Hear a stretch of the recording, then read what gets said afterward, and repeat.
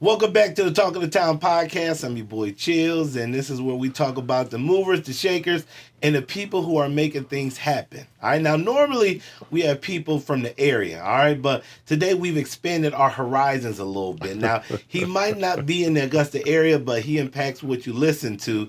We have the VP of Programming for Perry Broadcasting, Mr. Terry Monday, also known as Large Father. I thought you were going to introduce me as Don Cornelius, Right. and this is Soul Train. Hey, you got on the Don Cornelius glasses. I do.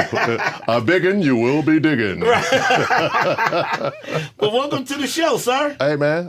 Thank you for having me, man. Absolutely, man. This is kind of like full circle because I feel like I'm interviewing my boss. Yeah. All right, Terry was my boss for what, 10 years? Yeah, about a 10-year run, man. Yeah. And so I still feel like, did I do everything I'm supposed to do exactly. today? You get them logs loaded, man. But no, I know you in town for Mayfest, even though this is air after Mayfest. Right. You in town for that. So whenever you're in town, man, I had to get you on the podcast, especially you were the one that said, Chillz, you need to do it. Yeah. I said, I don't want to do a podcast. You said, man, you got to get to it. So Yeah. And it's the going thing. I mean, everybody. I mean, it's almost like not only is it your business card, but it's content, Yeah. You being in the radio industry, whether you're teaching or you're on the air live, at the end of the day, content is king. Yeah. You know? But, and I don't know if it's like this for you, but after being in the spotlight for so long, I just enjoy just being in the background. Oh, being one of those regular guys. Exactly. Yeah. I enjoyed that. I'm like, I don't want to go back out there. But then it was so many people, and it's funny because I stopped correcting people now. Hey, Chillz. Hey, man, I just listened to you, man. You keep it up, man. it was somebody who said they meet me at Mayfest. I was like, I see you there. A lot of people don't understand that because this is our job. Even I've had some folks in the past say, man, you're so lucky, man. You get to go to all the concerts. I process that totally different because I'm in work mode. Yeah. You know, I talk to the guys, on the way over here. I said, I'm task oriented and I'm in work mode. You know, that's why one of the things you'll see me, whether it's Mayfest or the Red Dirt Rodeo in Oklahoma City, the Women of Color Expo in Oklahoma City, which is huge functions. I'm working, you know. Right. And then when it comes to artists, you know how artists, they like to come backstage or whatever.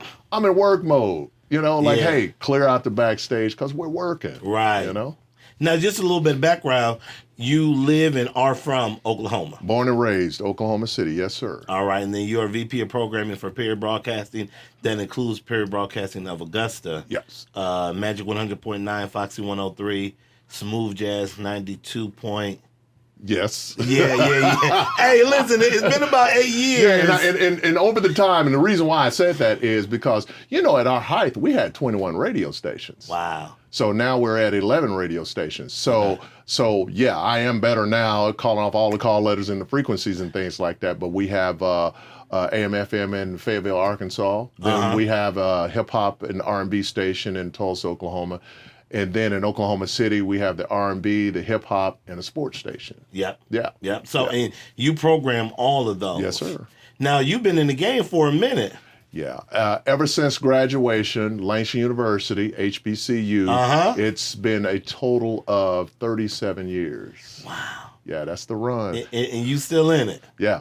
It's 37 years all combined, but with Perry Broadcasting, I was the first mix show DJ. Now, you know that. So I was the evening DJ. I was the Oklahoma City version of Greg Street. Okay. Because Greg Street was at K104 in Dallas back in the day. And that was in 93. Then 96, I was promoted to program director. We only had 2 stations. And then every year, Mr. Perry bought 1 station and 5 stations and 3 stations. And then I became operations manager and now vice president of programming. Right. And I've been with the company now 33 years. So you've seen this radio thing go like this and now.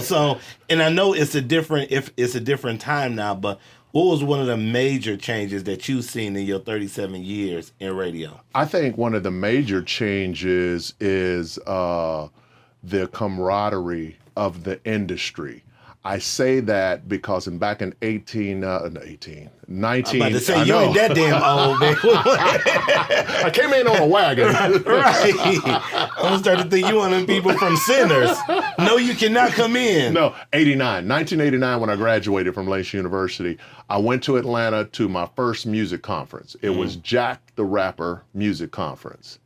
I was blown away and overwhelmed with the access as somebody in radio. And they did that every year. They had the Jack the Rapper Conference, the Impact Conference, the YBPC Conference. These were all conferences within the urban format. So my first time going to a conference in Atlanta, I'm in line to get my registration and my badge, and the brother turned around and I'm in line behind LL Cool J. You know? Wow. I got pictures of Montel Jordan and the Braxtons, the sisters, right, when they were trying to get a record deal. So they would go to the music conference to basically pitch their music and things like that. Right. Yeah, so yes. And I even interviewed Candy Burris. She was our keynote speaker at our Women of Color Expo back in Oklahoma City.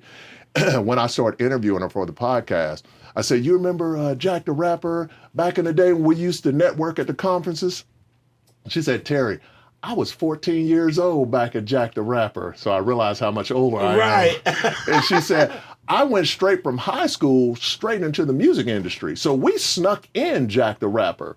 So I could have been, 23 years old. And she was 14 years old at that same conference, Jack the Rapper in Atlanta. Wow. Yeah. Now, are there still conferences like that now, or have those things kind of died down? They've died. Ever since 9/11, I think every conference that was scheduled, they lost a ton of money, and they just don't do them anymore. You know, give a shout out to Tony Neal. Tony Neal does his conference for the mix show DJs, but music industry-wise, no, it's not happening. Now, what about the changes with on-air personalities, right? And the introduction of, syndication and syndication really taking over. When did you start seeing that really take flight to where most of the programming now is syndication? I think that's based off of companies buying up stations. So if you have in your market, you got 10 independent companies, and then you have, without saying names, you have a big company that purchased 9 stations.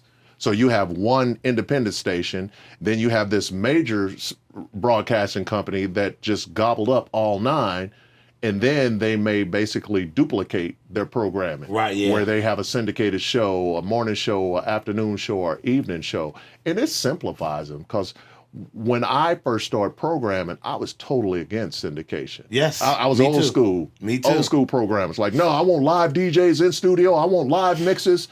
But now, I don't think as I get older, I can honestly say sometimes it's personnel issues. DJs don't get your mixes on time. You get a young DJ you find you're trying to groom, and then you're listening to it, and it's not clean. It's dirty. Right. So then I get to the point to where it's like, I can't use you anymore. Let me use my guy in Dallas, Texas, Steve Nice. Big shouts out to Steve Nice, man. Steve Nice, my guy. Yeah, and that's my frat brother too. He's a Kappa. Okay. Yeah. So he's been my longest running DJ. I've dealt with him as well as DJ Dallas Scratch, who was based in Dallas also. Outside of that, it's just kind of up in there. But I don't mind syndicated programs now. It simplifies my program. See, I always thought syndication programs were the devil, because I'm like, now they're taking that spot from a local on-air personality that could have that spot. That's true. Which kind of leads me to my next question. Is there still room for young talent looking to get into radio, or there's so many hoops and hurdles to jump over that it's probably no longer even? I think there's a need out there, but you got to want it. I am a board member for the Oklahoma Association of Broadcasters. So it's a governing body over TV and radio in the state of Oklahoma. And I also volunteer to judge competition with the college students that submit commercials and sportscasts and things like that. So at our annual conference, we give out the awards. So I get excited when I'm judging. Normally we'll have 3, 4, or 5 entries, but I tell them, give me as many as possible. So they'll give me 30 or 40, And basically, I'm going through air checks and I'm listening to what everybody's doing. I get excited because these are the young people that has the heart and the desire for this. So yeah, there's always room, but the one thing that I would say is the person has to want it. Mm-hmm. You have to understand and you have to become a student of the trade, whatever it is. It don't matter whether you're cooking or you're playing sports or you want to be a radio DJ. I think without throwing shade on the younger generation, I think some of the folks that I've come in contact with, as soon as they show up, they want the best shift, the best hours, all the remotes. And it's like, you gotta grow. Yep, you gotta crawl before you walk. Yeah, you gotta pay your dues when you come into it. You know how many years I had to work some crap ass shifts before I was able to actually get a decent shift? I mean, overnight, the late night. Yep. But that's where you kind of sharpen your teeth a little bit to find out, okay, let me get my flow down. Yeah. Let me make sure I don't have any dead air. Let me make sure I can show up on time. Yeah. I felt like I proved my worth to myself, because when I started in radio, I interned at a station in Guthrie, Oklahoma, and I tell this to all intern students: don't get emotionally attached to your internship. When you walk away, you will walk away with that experience. But if you show yourself as an asset, they're gonna miss you. Right. So if my internship ended on a Thursday, I was all sad and depressed. It's just like, oh man, they don't want me. They waited until 5 o'clock. They said, Terry, we want to hire you. And I felt like, you know what? I proved to myself that I'm valuable. Mm-hmm. And I interned at a country station. Wow. And they hired me. And I worked there for 6 months, and then I graduated. I was still working there, and my GM that hired me, he left and went to Stillwater, Oklahoma, which is on the other side of Langston. He said, hey, Terry, I got a job at a rock station. Want to come and work for me? I wanted to work for him. I didn't care about the format. Right. I said, yeah, I'm packing my bags. I'm on my way. So I went and worked at a rock station in Stillwater, Oklahoma for a year. Mm-hmm. And he ended up leaving again. And they sold the station. So I said, I'm going back home. So I moved back home and started working for a hip hop station. Mm-hmm. So in other words, I've worked at other formats outside of hip hop and R&B. Hey, you know what that remind me of? Remember when they changed the format on Martin? Yeah. Yeah. But listen, and that's what I tell my students over at Payne. I tell them, you got to be ready for the opportunity. Yeah. Whenever that door opens, you have to be ready for it. It might not be the ideal, but you won't be there forever. But everywhere that you go, make sure that you pick up something. Yeah, let me say something to that. Not only just giving Langston University a shout out, because we were broadcast journalism. So it was television, radio, photography, and news writing. Mm-hmm. And the professors were sticklers about training us as announcers. Yep. You are an announcer. Mm-hmm. And that was the formula or the roadmap. So I understood that after I graduated. That's why I went into country. That's why I went into rock. Mm-hmm. And then I came back home to hip hop and R&B. Mm-hmm. So what I train my intern students when they come in, I always tell them, you cannot be in love with a format. Yep. You just want to play the music that you listen to at home or whatever. You have to be an announcer, be able to be articulate, to talk to the general public and entertain and inform folks, and be able to cross those boundaries. Because, even the urban format, back in the days, the urban format was known as the black format. Right, yep. And then it changed to urban. So urban is a lifestyle. It's not a color. Yeah. So if that's your urban lifestyle, whether you off into hip hop and R&B, it's a lifestyle. It's not that's the black format. Like, no, that's the urban format. And just to kind of piggyback off of that, if you're going to be in radio, you have to be a part of the community, be a part of the culture. I'll tell you a funny story. So one of my projects from my students at Payne, I had them create music categories, right? Similar to how you taught me. Yeah. So they had an A, B, C, D, and E. Yeah. And I'm like, I need you to put, X amount of songs in each category, and I need you to put a reason for why is this an A, why is this a B, why is this a C? Yeah. But They're like, well, I put it in chat, and this is what chat gave me. Oh, wow. It was like 3-year-old songs in the A category, which should be like the, the power rotation. Yeah. I'm like, this is not a top 20 song. Well, where do I find that out? I'm like, have you listened to any radio stations? Have you listened to Pandora or Spotify? No. Wow. I'm like, you just can't research this stuff and try to look it up and wait for something to spit out an answer. Yeah. You have to be out there to find out what people are listening to, what other stations are playing. Yeah. So it's no shortcuts. Yeah, and it's a lifestyle, because what I do, whether I agree with the sound that's out right now, is like, oh, I can't stand the mumble rap or whatever. Yeah. But as a programmer, I understand what the consumers want. Not just understanding what they want, but I communicate with all the labels. Right. So I know who they signed and who they're working on. Like, I remember perfect example is Tom Bracamanis. Wow, his name came to me. He was on Sony Records. He said, Terry, I got this young kid. He is so hot. I put him in the hotel and I told him not to leave, and I'm trying to sign him. I'm like, really? Send me over some music. He sent me a song. Wow, I'm showing my age. And it was Pony. I said, yo, this is a hit. This is an instant reacting song. Who is this? He said, young kid named Genuine. And it's like, wow, this is a hit. So those are the conversations as a program director that you have. You have to have your thumb on the pulse of the industry. This is not something you can artificially produce, Right. Or create. AI, give me a rotation, give me a list. Yeah. It's what I call being old school. It's gut. You just have to know your music. And if you don't know it, you just got to do research. It's funny because I'm never going to forget when Terry sent me this group to interview. I'm like, who are these guys? I'm Googling them. I can't find anything on them. I didn't want to do the damn interview. He like, some young kids from Mississippi, man, they going to be hot. I'm like, man, all right. So I knew absolutely nothing about these cats. Right. Come to find out, Ray Shrimmer. Okay, yeah. I didn't know what to ask them because it was nothing to, but when you get them on the ground floor, it makes you feel a certain type of way. Yeah, I remember coming to Augusta, and I always fly into Atlanta, stay a day or two. I remember a friend of mine told me, I thought we were going out to lunch. I said, well, hey, man, when I get there, let's go to lunch. And then I'm going to stay overnight, and then I got to go to Augusta. He said, okay. So I landed, got in a rental car. He sent me the address, and I pulled up in the neighborhood. I'm like, yo, man, where's the restaurant? He said, no, I'm in the house. Real big homes. And I said, well, which house is it?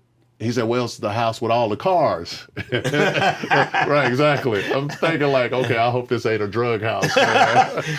Terry in a trap house. Yeah, exactly. I'm like, I hope this is not a drug house, man. So I parked the car. As I'm walking up the driveway, some people are coming out. They don't speak. And I'm like, oh, man, I don't know what I'm walking into. I go inside. He takes me inside. We went through the back. And I guess the back was the basement. And the house was modified because the bedrooms were recording studios. He said, man, I got these young kids, man, and we're just grinding and pumping out music. I said, really? He let me listen to some of the tracks. He said, what you think? I can't understand it, man. He said, man, it's called mumble rap, man. I'm like, really? Okay. He had the Migos. What? This was before they blew up. Right. And I'm just like, I don't know, man. I'm not vibing off that sound, man. He said, T, they're going to be hot. So I just say that to say, as a programmer, you got to forecast. Yeah. So when I forecast, I may listen to so many different artists or whatever and track them and see what they're doing. It's like, you know what? I think this female is going to blow up. What's her name? Megan Thee Stallion? Okay, let's get her. That's how I got Megan Thee Stallion. Right, because she was at Memphis, what was it, 2 years ago? Thank you very much. Yeah, that's right. Yeah. That's right, sure was. Yeah. So, and let's switch gears from an artist standpoint. Like, can radio still break an artist? Is that still the way to go for new artists? Are independent artists still being played on the radio? It just depends on the company. To answer your question, yes, artists can be broke on radio. I think radio still has more saturation. Because if you think about it, I mean, we don't want to get off into statistics and bore people or whatever, but if you're talking about streaming, you have your audience or your community or your fan base. But the radio station proper, based off your population, Oklahoma City, you may have 3 million people at any given time. Right. As well as people streaming, coming to the party, so to speak. So you talk about every terrestrial radio station with their transmitter and that artist going into the market if they have their promotions and their marketing team going around and hitting various markets or whatever. So to answer your question, yes, radio is still effective at breaking artists. Okay. And let me ask you this, because I've been out the game for a minute. So are requests still a thing? Do people still call and request music? Yeah.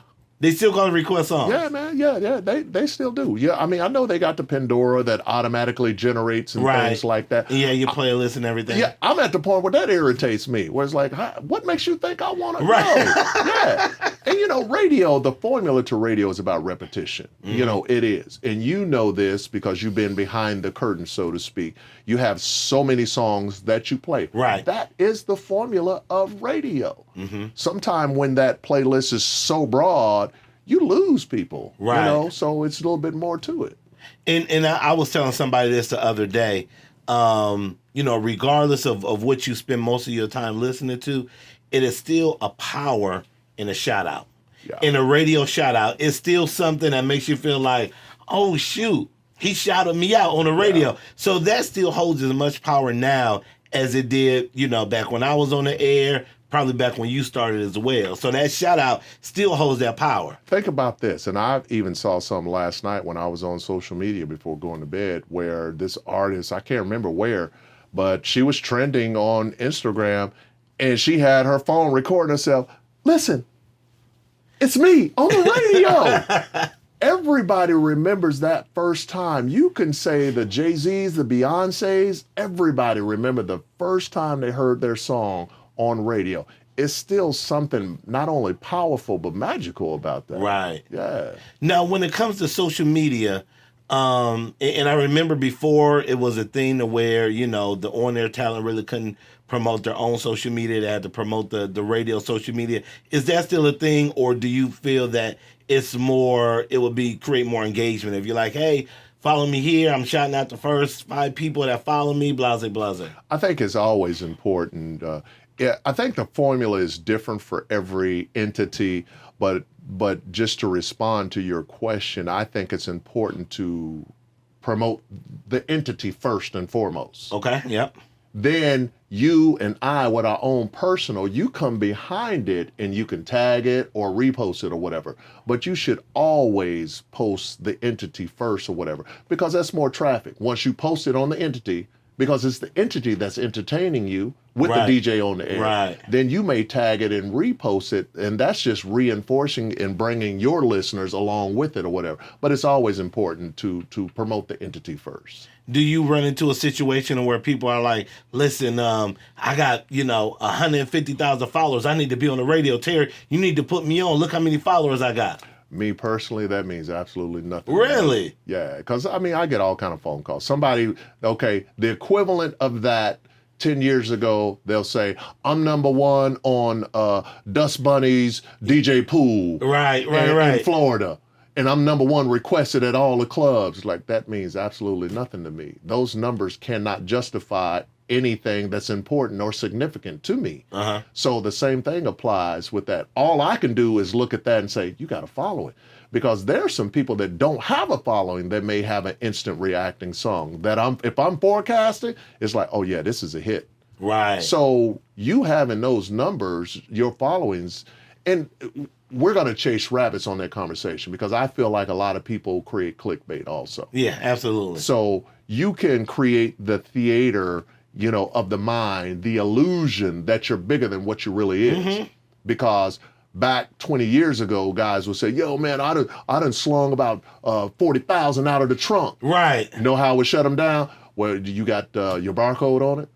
No, what's that? Right. That's numbers that I can pull up to see how many units you sold. Well, no, man, but I sold them, man. I'm papered up. Right. Yeah, that means absolutely nothing to me. There is accountability. There is a process. There is a system. You should never talk about how good you are selling yourself to someone, Right. And you showing numbers, and it may not mean anything to that person that you're flashing it to. And speaking of artists, I know in Oklahoma, as well as here in Augusta, you guys are still doing, kind of artist-based events. Yeah. How has that changed over the years?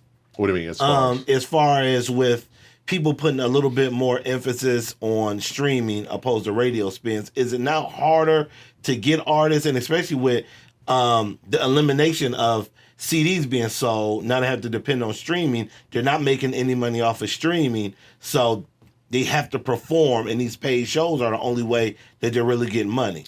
So has that affected, how they support the station events? No, I think everything is still the same. A lot of artists, they have more outlets to make money, of course. Mm-hmm. And then I think, if anything, it's somewhat of a burden on the radio station, because now artists want to be paid to do everything. Yeah. As opposed to them wanting to just do it because they're on a promo tour or whatever. So that just means that, we just have to spend money, Do they still do promo tours? Yeah, some artists do. Okay. Yeah. So that's just a part of it. Yeah. Right. But so it hasn't changed to where it's like, I'm not doing that. You get some artists that's like that. Right. That's if an artist in a certain market, they blew up and they're just bigger than life. And really, they're sitting on multi-millions of dollars, and maybe they blew up big without radio. And then the label signed them late to the party. I remember interviewing Slim Thug back in the day. This is kind of like an old school version. So back in the day, before streaming, before the internet. Wow. I know. He old, y'all. Yeah. You experienced the same thing. Right. I remember interviewing Slim Thug out of Houston, and his album was called Already Platinum. Yep, I remember that. You remember that? Yeah. I said, why'd you call your album Already Platinum? He said, because I had the big cars. I had the Bentley. I got the $1 million house or whatever. I was platinum before I got signed. I was already platinum. So that was the name of my label. The label just signed me, and I just basically got a distribution deal. Mm-hmm. So if you're marketing your music right, you can make money before getting signed. So I think with streaming, those are nothing but outlets or tools that artists can take advantage of. But you just can't be in this just to be in it and smoking weed every day. It is a business. So if you have your marketing team, you have a marketing company that you hire, and you really treat it like a business, you can make money.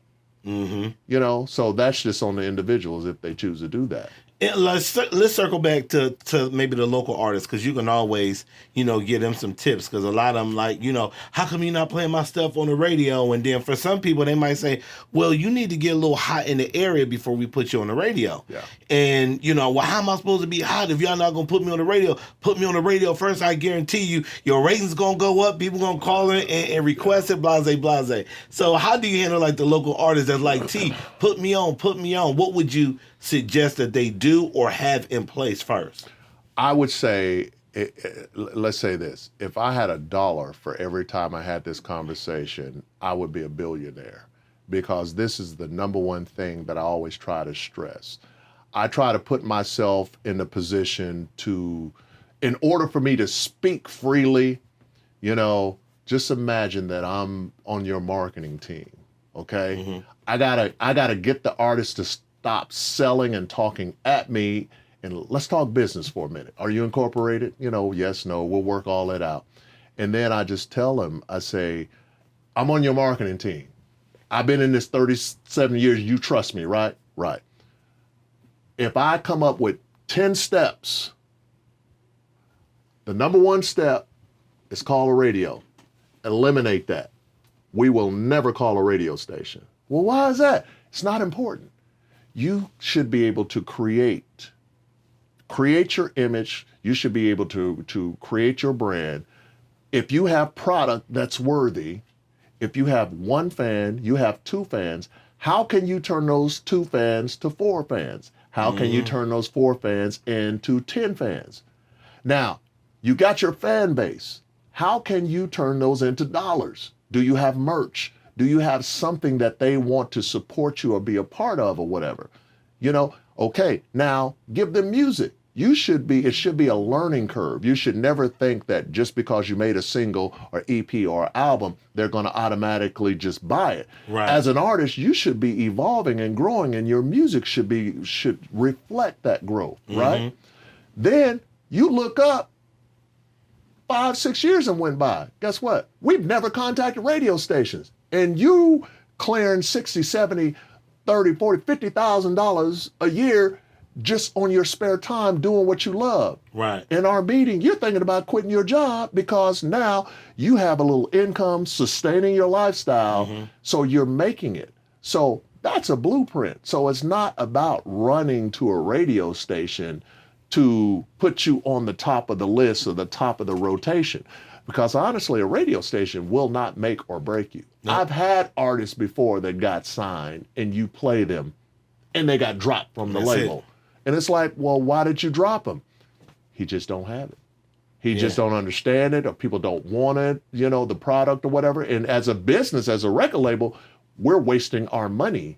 So we can't afford to invest in him, or we'll have him on the shelf while we go to someone else or whatever. So you as an artist, you should understand that just because you love to sing or rap or produce, you have to treat this like a business.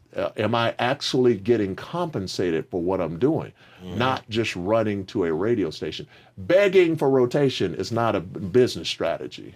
And 9 times out of 10, that rotation is only going to last a week or two. I'll put you on, and that's it. That's a great point. I give these metaphors to artists. I always tell them it's like food. Everything has a shelf life. Everything. Right.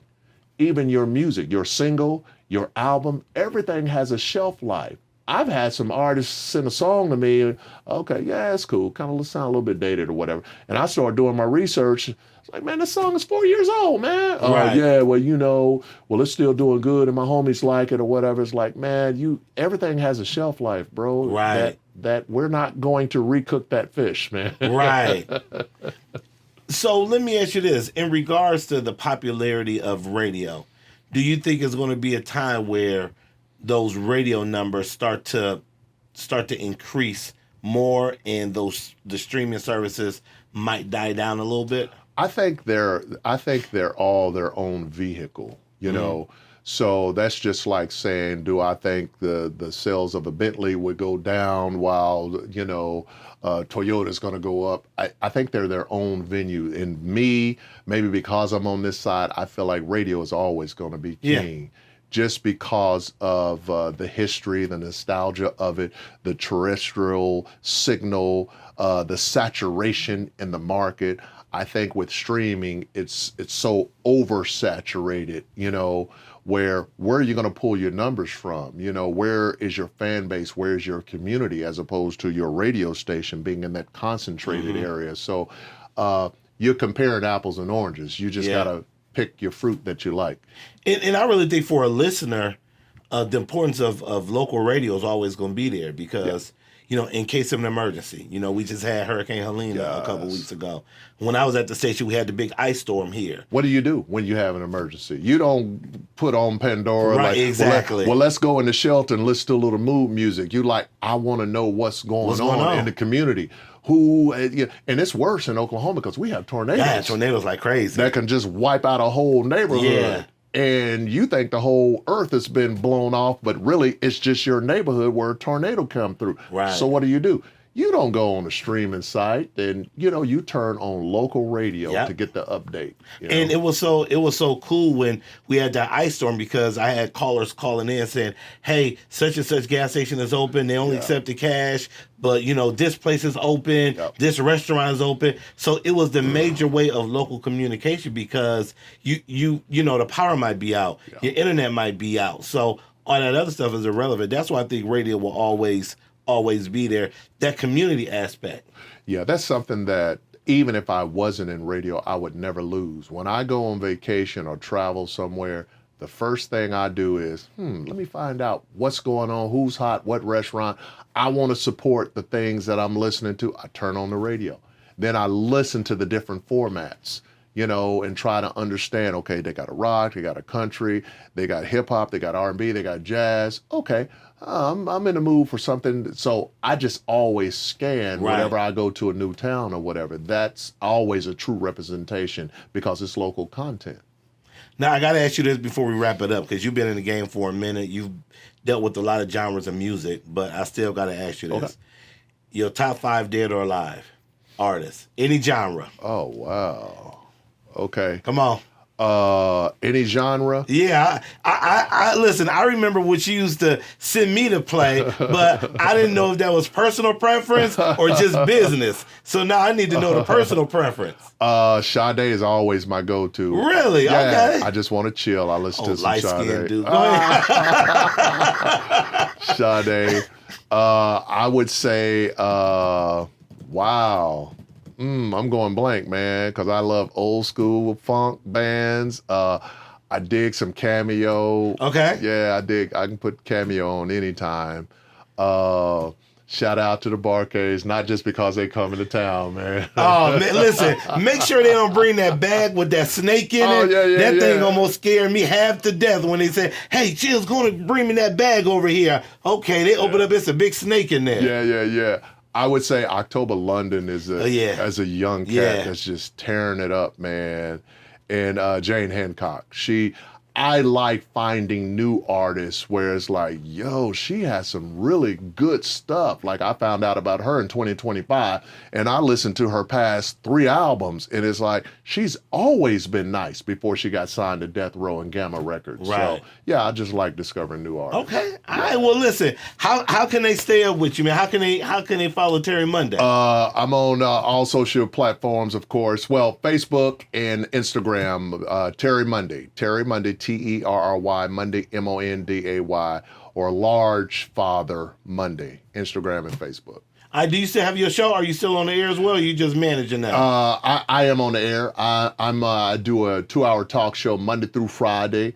You can go to okcheartandsoul.com or you can download the app Stream by PPBC where you can listen to all of our stations. But yeah, I do a local talk show where we actually get calls from around the country. Wow. Because they came across the talk show and like, I don't hear too many local talk shows where y'all talk topical issues in the news, helping the homeless here, and then you guys switch directions and talking about what's going on in D.C. on the political front, and then you have a Beyonce on the phone, you interview. So yeah, we do that Monday through Friday, 9 a.m. to 11 a.m. All right, well, if you want me on the show, you got to go through my agent Tad. He handles my rider, what I require, and all of that. All right, last question to wrap this up. Terry. Yep. Is radio dead? Nope. It'll never die. There we go. Radio is always king, baby. Hey, Terry, man, I appreciate you for stopping through. I know you're a busy man, yes, sir. But we got to do this again. Next year when you're in town for Mayfest, you got to pull up. I'll hold you to that, brother. All right, that's what it is. That's going to do it for this week's edition of Talk of the Town Radio. Next week, somebody else that's moving, shaking, doing things in the city. But until then, your boy Chillz, officially out the building.